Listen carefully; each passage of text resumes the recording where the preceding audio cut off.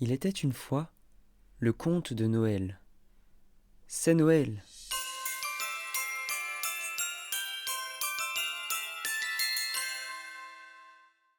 Nous sommes le 24 décembre. La nuit de Noël arrive. Fanny et Marius se sont couchés bien tristes. Il manque l'enfant Jésus pour la commande que la jeune femme vient chercher. Et il est trop tard pour le fabriquer. Oh, comment va-t-elle réagir ? N'arrivant pas à dormir, ils ont envie d'aller regarder encore une fois les santons qu'ils ont fabriqués. Discrètement, pour ne pas réveiller leur grand-père, ils descendent l'escalier. Arrivés devant la porte de l'atelier, ils s'arrêtent net. Il se passe une chose étrange. Ils entendent parler dans l'atelier. Pas comme lorsque grand-père a reçu la dame pour la commande, non.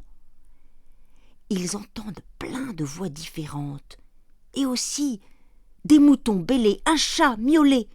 Ce n'est pas César. Il dort sur le lit du grand-père. Ils essayent d'ouvrir la porte. Mystérieusement, ils n'y arrivent pas. Marius chuchote à l'oreille de Fanny. J'ai entendu dire qu'il peut se passer des choses étranges la nuit de Noël, et même que les santons ou des animaux peuvent parler. Ils essaient peut-être de trouver une solution pour l'enfant Jésus. Remontons dans notre chambre, on verra demain. Fanny et Marius ont bien eu du mal à trouver le sommeil, mais ils savent à présent que cette nuit est très spéciale et qu'elle peut réserver de bonnes surprises. Frances aussi a du mal à s'endormir, très contrariée par cet oubli. Il se demande comment faire à propos de l'enfant Jésus. Mais au lieu de s'inquiéter, Frances se souvient des Noëls de son enfance et des choses très belles qui se sont passées pendant cette nuit-là. Il se souvient de son premier Noël avec sa jeune épouse, dans leur pauvre maison. Il se souvient de la joie de leurs enfants qui grandissaient de Noël en Noël. Il se souvient surtout de l'amour qui toujours débordait quand on se réunissait autour de l'enfant Jésus.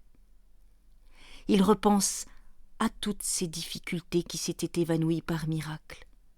Des amis fâchés qui se réconciliaient, des voisins qui ouvraient la porte de leur maison, des malades qui se trouvaient mieux.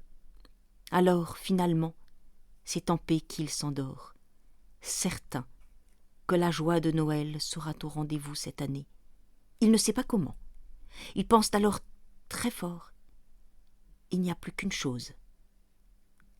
Espérer. Comme tous les enfants du monde ce matin-là, Marius et Fanny se réveillent tout excités. « C'est Noël ! C'est Noël !» disent-ils en chœur. Quelqu'un frappe à la porte. Oh, c'est la dame qui vient chercher la crèche. Et il manque l'enfant Jésus. Oh, que va-t-elle dire ? Se demandent les enfants. Pendant ce temps, Frances descend ouvrir la porte. « Bonjour Frances, joyeux Noël ! Et, comme promis, je viens chercher ma commande. Avez-vous eu le temps de fabriquer tous les santons ?» Entre-temps, les enfants les ont rejoints en pyjama. « Je suis tombé malade, » dit le grand-père, « grâce aux enfants qui m'ont beaucoup aidé. Tous les santons que vous souhaitiez sont là. Enfin, presque. Les santons de l'enfant Jésus. » Les yeux brillants d'émerveillement devant la belle crèche prête à être empaquetée, la jeune dame l'interrompt Frances pour féliciter Fanny et Marius. « Bravo les enfants ! Oh, ces santons sont magnifiques ! Mais alors le santon de l'enfant Jésus est particulièrement réussi. Ah, je suis ravie pour mes grands-parents. Je ne sais pas comment vous remercier. » Marius et Fanny se regardent, tout étonnés. Frances est plus surpris encore. Par quel miracle ce santon a-t-il rejoint la crèche ? Dans la petite mangeoire fabriquée par le grand-père, entre l'âne et le bœuf, entouré de Saint-Joseph et de la Vierge Marie, l'enfant Jésus dort. L'espace d'un instant, Fanny a l'impression que sur le visage de Marie flotte un sourire en coin que le santonnier n'a pas peint lui-même. « Tu vois, Marius, Je le savais. Jésus est né cette nuit, dit Fanny à son frère. La dame ne peut s'empêcher de rire. Ben, bien sûr, ma petite Fanny, qu'il est né cette nuit. Mais puisque c'est la nuit de Noël. Les enfants regardent la dame. Elle sourit exactement avec le même sourire que Marie dans la crèche. Et il lui sourit en retour. La dame repart, toute contente avec sa commande, ayant déposé discrètement un sac en faisant un clin d'œil entendu à Frances. Marius et Fanny se préparent pour aller à la messe, où ils vont fêter la naissance de Jésus, avec leurs parents revenus de voyage. Le prêtre dépose le santon de l'enfant Jésus dans la crèche, pendant que tout le monde chante joyeusement « Il est né le divin enfant ».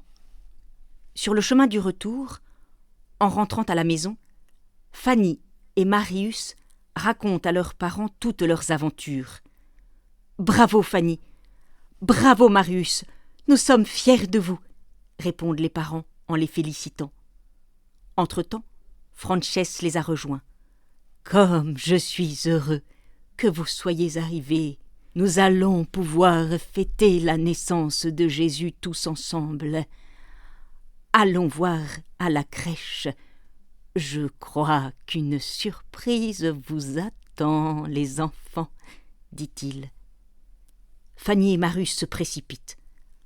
Arrivés à la maison, chacun trouve un joli paquet déposé à côté de leurs souliers. Tout excités, ils déchirent le papier cadeau. Oh, joie!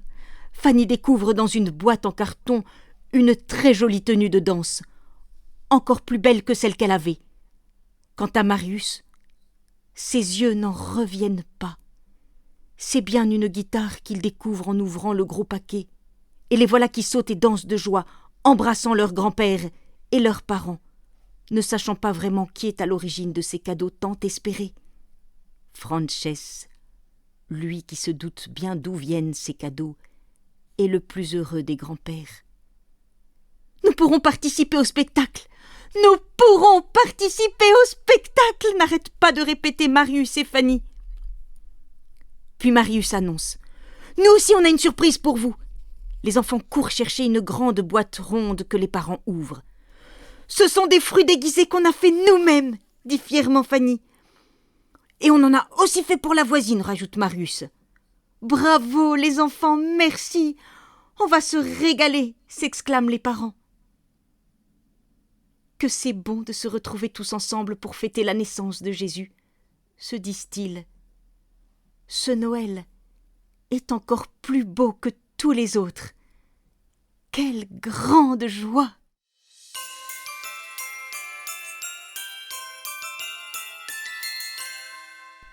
Ce conte de Noël a été raconté par Pascal Guinamard pour les enfants du diocèse. Joyeux Noël à tous!